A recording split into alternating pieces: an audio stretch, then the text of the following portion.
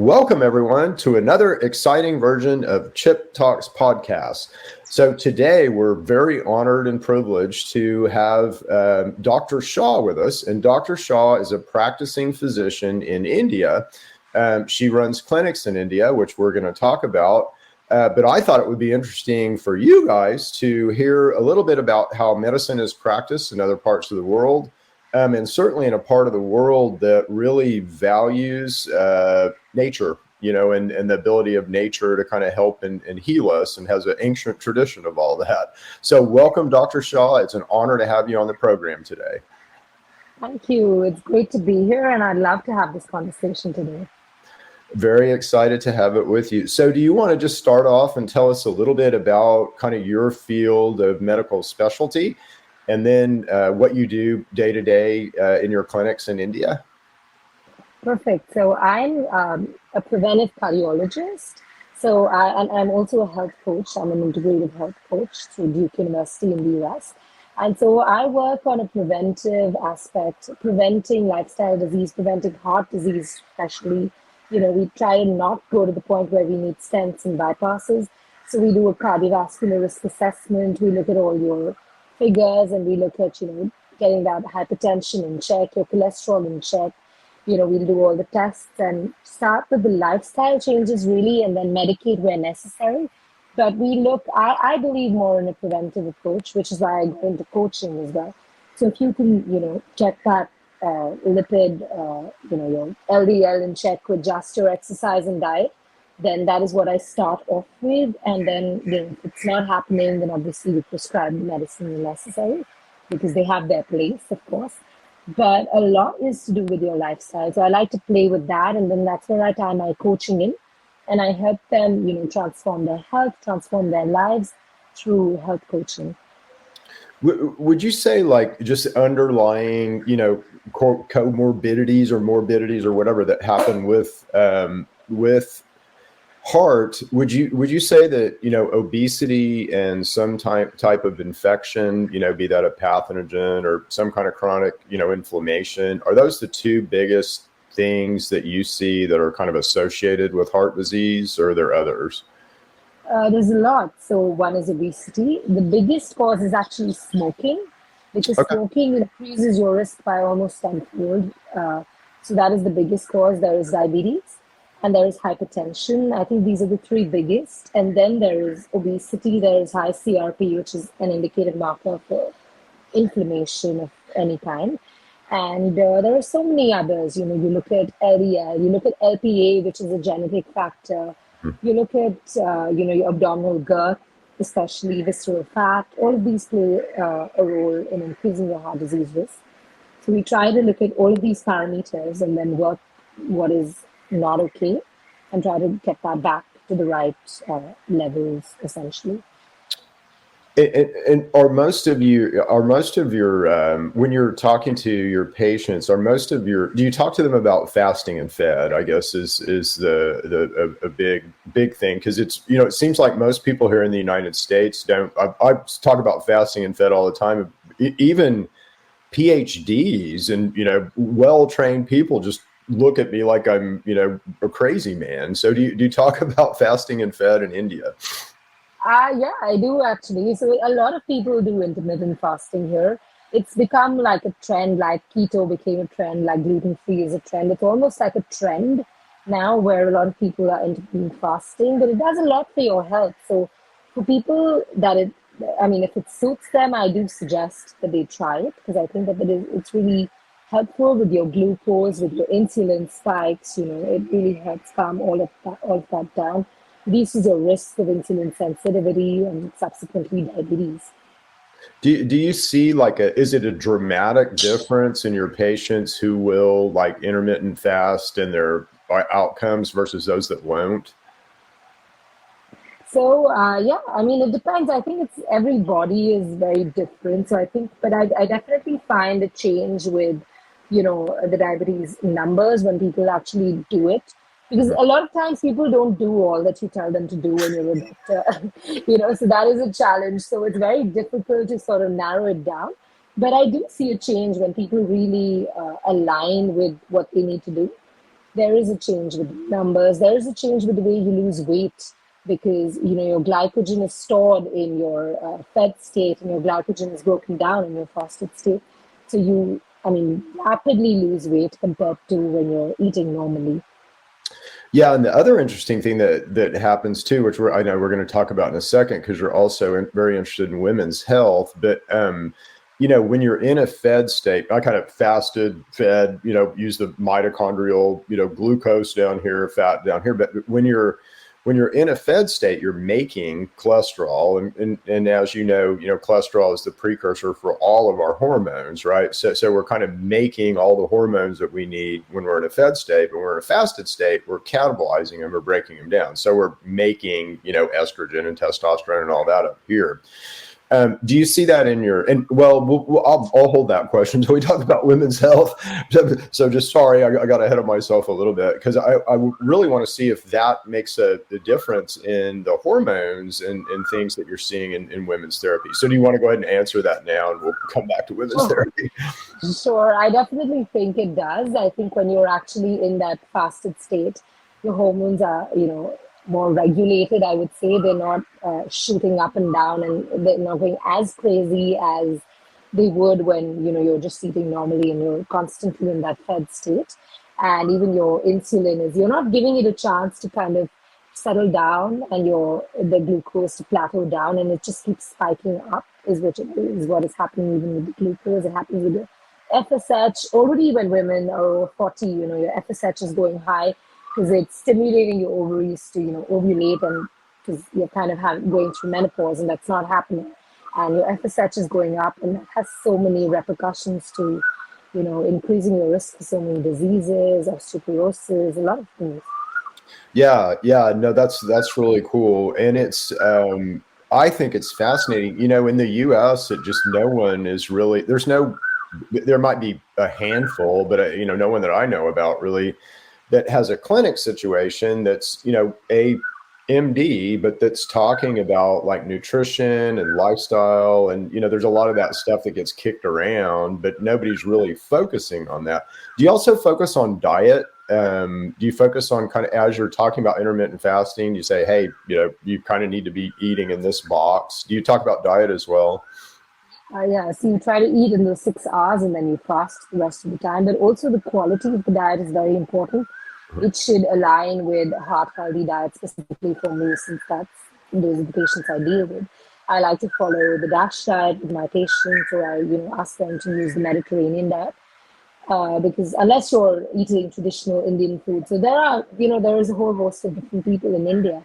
We have some that are very traditional minded who eat Indian food every day. Of course, not the curries that you'd see in the restaurants, but healthier versions of those. And then there are people who eat salads and soups and all of that. So for patients like those, I specifically prescribe like a Mediterranean diet.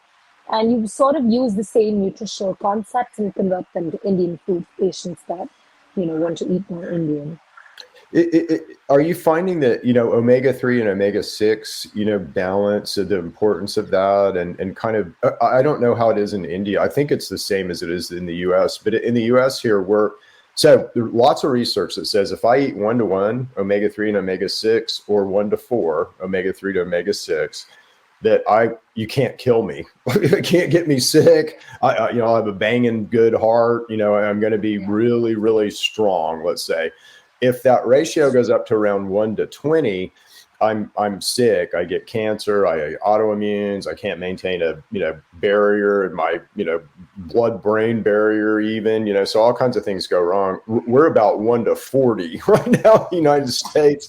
I think India is similar. Do you see that heavy omega-6, like let's say in diet, related to heart disease?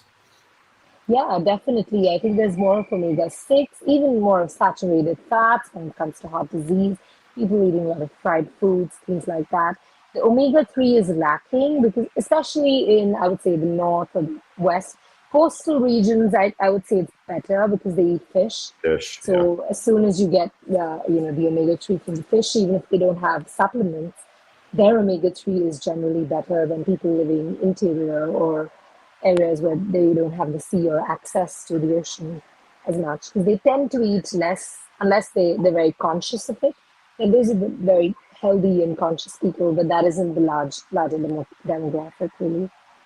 Yeah, it's really interesting, how the endocannabinoid system works, and it's doesn't really, and that's what I study, and it doesn't, everybody thinks, oh, it works with, marijuana. No, it works with dietary fats, which is really cool. And so omega-3 is such a huge thing in the system. Oh my gosh. And it's so gone, from our diet, right? It's like, name me 6 sources of omega-3, ready, go. And, It's what? hard. Yeah, it's really hard. Yeah. Yeah. So, chia seeds and, hemp seeds and walnuts are, good sources.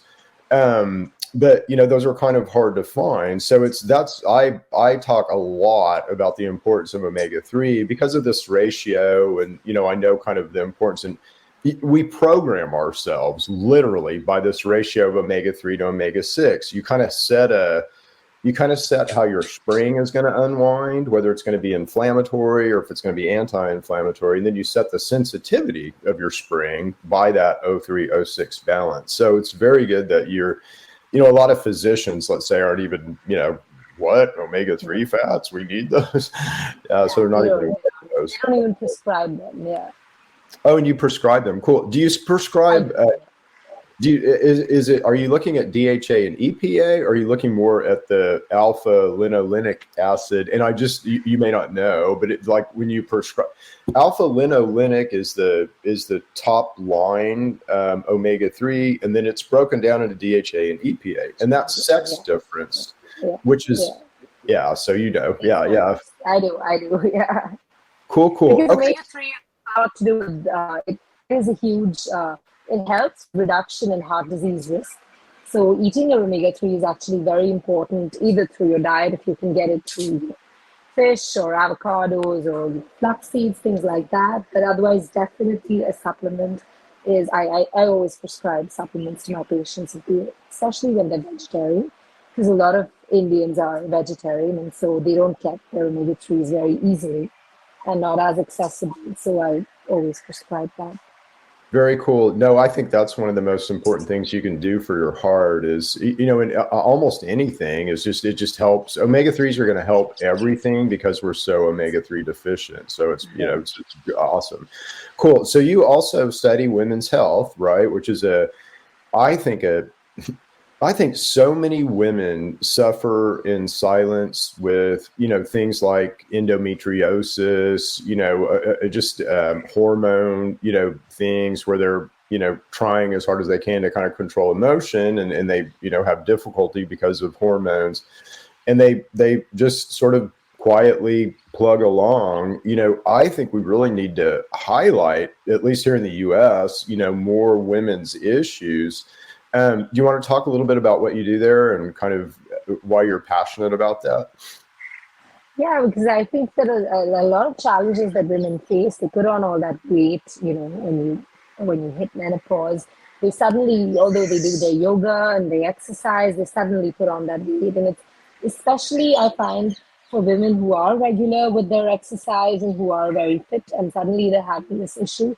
A lot of it is self-esteem issues and health issues. They have their, hot flushes, increased risk of so many diseases, and they get, depression, anxiety. And so I'm very passionate about it because I see so many women going through this.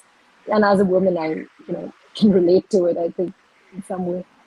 It's interesting. Something that I find, and again, I'm not a doctor, but we consult, let's say, with, customers about their health. So I can't say any of the medical words or I'll get myself in trouble, but we help, let's say, with all different kinds of things. And one of the things that we see a lot of, let's say, pathogen, infection in people. And we use a tool called bioresonance, which is a frequency tool, which is kind of interesting. And it's not a medical device by any means. It's kind of an informational thing, but it's really good at identifying pathogens, which is cool.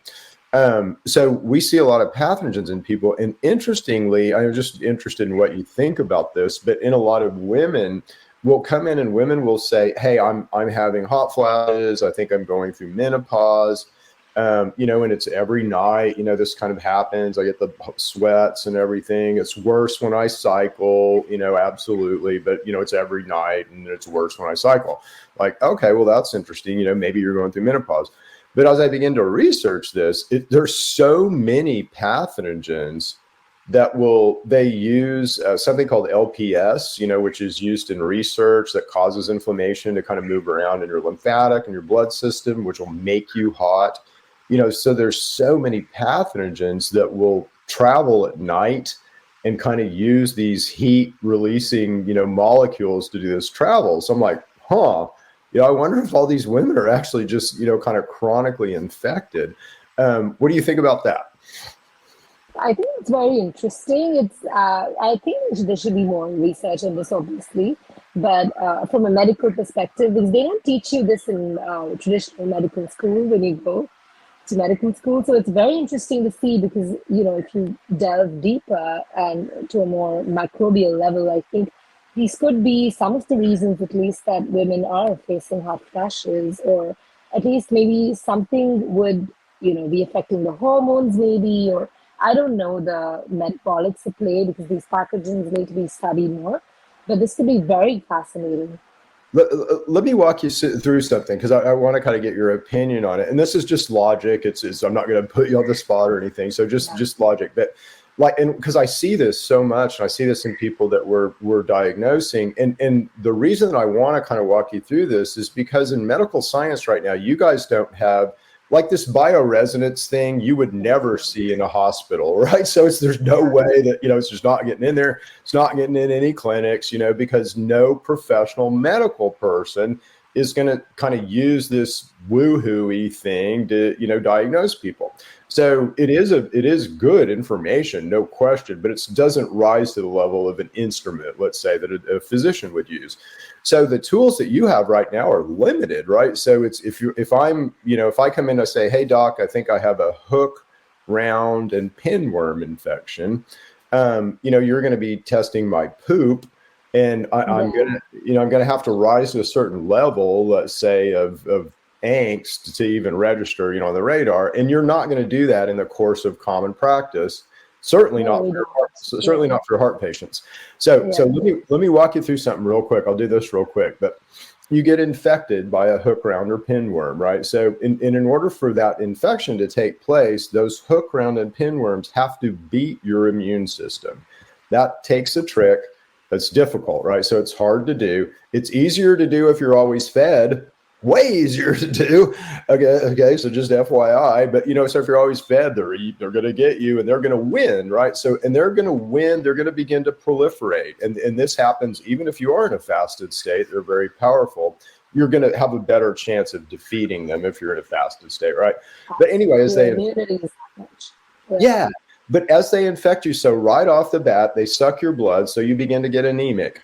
The second thing that happens is as they, again, are infecting you, you're building immune mediators, and those immune mediators happen in bone. So they come from our bone, right? Stem cells in bone. And there's a turnover rate we can handle there. But if the infection rate gets bad enough, now we're having some bone loss, right? So second thing that begins to happen is bone loss. The next thing that happens is, again, all this stuff is traveling around in blood, all these immune mediators. So blood begins to thicken. So we begin to have some high blood pressure. Then the next thing that happens is, gosh, we're filtering all that junk through our kidneys. So our kidneys begin to go, I'm tired. Glomerulonephritis. And, so all these, diabetic markers, right? And all this. I don't have diabetes. I've just got a hook, round, and pinworm infection, but I look like I've got diabetes. And then the last thing that happens is the heart, right? So it's easy to move thin hydraulic fluid. The thicker that there's that much more pressure, right? Exactly. So what do you think of that? So I think it's very fascinating because you get once the infection gets into your blood, I think then it travels to different parts of your bodies, like you said, glomerulonephritis, and as soon as it reaches the heart, the thick fluid. And the heart has to pump so much more with so much more energy. So one thing is your BP shoots up. There would be endocarditis. Your heart will get inflamed. Your ventricles particularly, because that's doing the pumping for the rest of the body.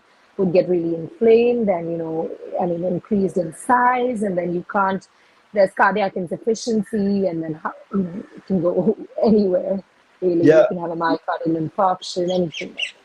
I completely agree with you. So it's always this thing when somebody says, "Oh, well, Joe died of a heart attack." In my mind, I'm like saying, "No, Joe likely died of some chronic inflammation that caused a heart attack." Exactly, yeah. Because God is a perfect engineer, right? He built us all perfect, and everything in us is always striving toward perfect health. So if we're doing this, there's a reason, right? There's got to be something. It's not we're just broken. God didn't just say, "Chip, you're going to have a heart attack today." It's likely I did something to cause an infection that caused situations that increase the likelihood of that. Yeah, cool. So what do you really in 5 years? What do you see yourself doing? Well, I see. So I'm taking my coaching forward as well. So I see, I would still want to do a mix of it. I would want to practice my medicine with my coaching. But I see myself coaching people globally, really, on preventing lifestyle disease and reducing the risk for heart disease, maybe, and even other lifestyle diseases, and helping them get happier, fitter, healthier, and really working with so many different people, making a difference to their lives. And that is what I look at doing. Very cool. Where do you think medicine will be in 5 years? Do you think medicine will be more open, let's say, and more inclusive of lifestyle and, let's say, natural products and kind of nature than it is now? I hope so. Yeah. I hope so. There is definitely postgraduate courses in the US on lifestyle medicine and things like that. It hasn't reached India as yet, but I hope that is a change. And also with the natural products and things, I hope that there is more integration with nutrition. Because it's very funny, as a doctor, we don't learn nutrition in medical school. There was probably a 1 hour class in 5 years on nutrition, and they don't teach you that you can prevent all of this by eating right and exercising right. They don't teach you that. They teach you how to stop things with medicine. And I think that is where we need to change. Mm-hmm. Completely agree with you. And you said that beautifully. And most physicians, and for you guys, out there, most physicians get 1 hour of nutritional training in their complete, PhD level training. How many hours did you get on the endocannabinoid system, which has nothing to do with marijuana?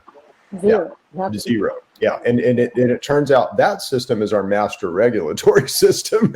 It sits in function above the central nervous system, so it's a pretty important system to study.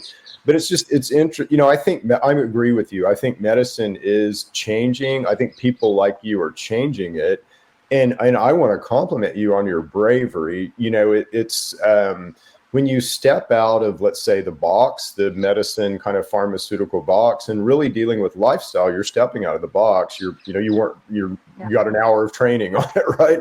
So you're stepping out of the box, and you're saying, this is better. This is different than the, let's say, standard. And in the past, that has been sometimes a difficult path. Sometimes, your fellow physicians will demonize you. The medical system will demonize you. Have you had any of that happen to you, or have you been well supported in what you were doing? No, it has happened, because it definitely takes courage, and a lot of people don't believe in it, or it's something very new. So there's two things. There's a lot of intrigue, I would say. A lot of people are very intrigued with what I do. But with doctors and things like that, I feel like senior physicians, and they find it hard to accept that you're not doing the traditional, path, especially because I come from a family of doctors. My parents are doctors, my grandparents are doctors. So even there is I'm treading off the known path and into a little bit of an unknown zone, essentially. So it's fun, it's new, it's interesting, it interests me, so I'm happy doing it. But there are these two things, I think. Is your family, being physicians, is your family supportive of your path? I mean, are they open-minded? Are they? Yeah. Yeah, they are. Oh, that's really cool. So I'm a theorist, right? So I'm always, coming up with wild, crazy ideas. And I have a lot of grant ideas, and so one thing that we might talk about in the future, since you I'm always looking for clinical situations and kind of partners on grants to look at different things. So you would be a cool partner on any kind of heart type lifestyle type research. So that's really cool that you're doing this. And very interesting. yeah, and then the other thing that you might look at expanding your model to the U.S. No one's really doing what you're doing in the U.S. So all you guys out there with money, you might talk to Dr. Shah about doing something like this here in the U.S. And there's a real need for I would say, lifestyle, alternative kind of testing clinic, type thing in the United States. People are really asking for that now, and I really hear that, in what we're doing. And that's why, we have the business we have. So that's cool. Okay, well, is there anything else that you want to get in and talk about a little bit? I think this has been a fascinating discussion. What would be, I'm open to this conversation, so what would you like to talk about? We can talk a little bit about preventive cardiology and, how you can prevent heart disease or lifestyle disease. Yeah, so we can also talk about the neuroscience of habit change, so wherever you'd like to move with this. Yeah, so let's talk a little bit about, so what would be your main, kind of standard, let's say I come into your clinic, I'm a little bit overweight, I've got some heart issues. What would kind of be your standard, let's say, protocol for somebody like me as I left? So I think as you come in, the first thing I would do is have a interview with you. Obviously, I would sit down, ask you your symptoms, I'd ask for blood tests if you don't already have them. A lot of patients come with their blood tests. So depending on your symptoms, I would ask for a list of blood tests. Common things like, of course, your HbA, hemoglobin, things like that. But also a lot of cardiovascular risk markers, your CRP, all of these things. I do a lot of lipidology. So I'd like to do a lipid study. So obviously your LDL, VLDL, and HDL. But also things like LPA, apolipoprotein A, B, because all of these are risk factors then and add to your risk of cholesterol and subsequently heart disease. And I would then obviously prescribe or at least prescribe lifestyle changes initially, depending on the blood test and blood results. And, then go from there. I do your blood pressure check and all of these things. We do a whole cardiovascular risk assessment. I also use the JDL score, those kind of scores online that you have these calculators, and they calculate your 10-year heart disease risk. So they essentially tell you what percentage or how likely you are to have a heart event in 10 years, depending on various factors, from whether you have diabetes, whether you have hypertension, cholesterol, whether you smoke, your weight, your BMI. So all of these things play a role in that. I don't know right off the top of my head, because I haven't studied actually the, let's say, cellular mechanisms of the heart that deeply. We've studied other things very deeply, but does the heart, is it beta oxidizing in how it's producing energy, or is it a glucose? Is it a glucose, or does it depend on fasting and fed? It depends on fasting and fed again. Yeah. Okay. So if let's say you're in a fed state a lot, I mean, that's going to cause you to be operating your heart on glucose. That's less efficient, right? So it's 30, 50 times less efficient. So I definitely want to be operating my heart on fat. But when you're operating your heart on glucose, is that when you see the buildup of like these lipo-A? Yeah, absolutely. Yeah, that's what happens. And when you're in the fasted state, you're even using that visceral fat, or even cutting down that cholesterol, you're using it as energy and you're not storing it, because you're storing everything when you're in the fed state and you're not when you're in the fasted state. So you tend to collect all that cholesterol when you're in the fed state. Yeah. And so isn't that interesting, though, that really what we're measuring as heart risk is, eating behavior. Yeah, exactly. Yeah.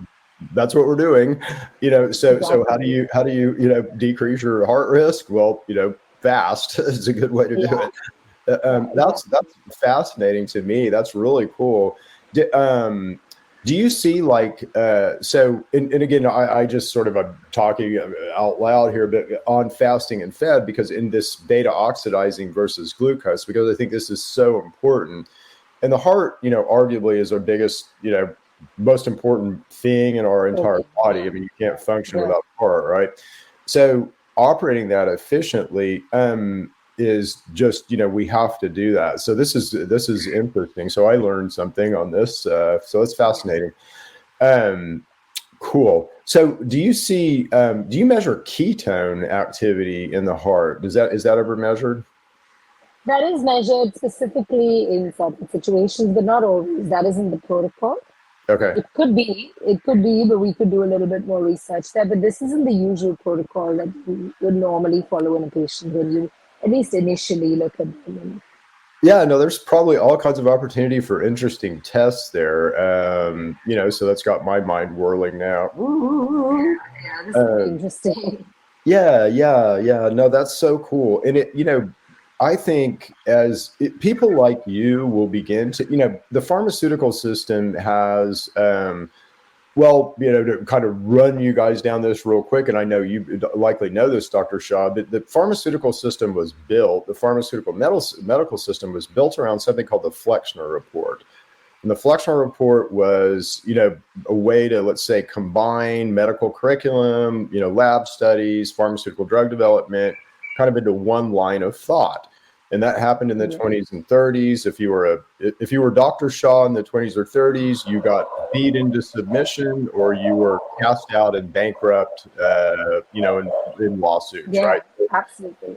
Yeah, they forced everybody into a model. So it's so cool that we have to break that Flexner, let's say, model. And people like you are doing that. So it's, it's amazing that you're doing that, which is really cool, and kind of stepping outside of your training. Just this discussion that we're having about the heart is a discussion that likely we couldn't have had 15 years ago. The pharmaceutical industry wouldn't let us have it.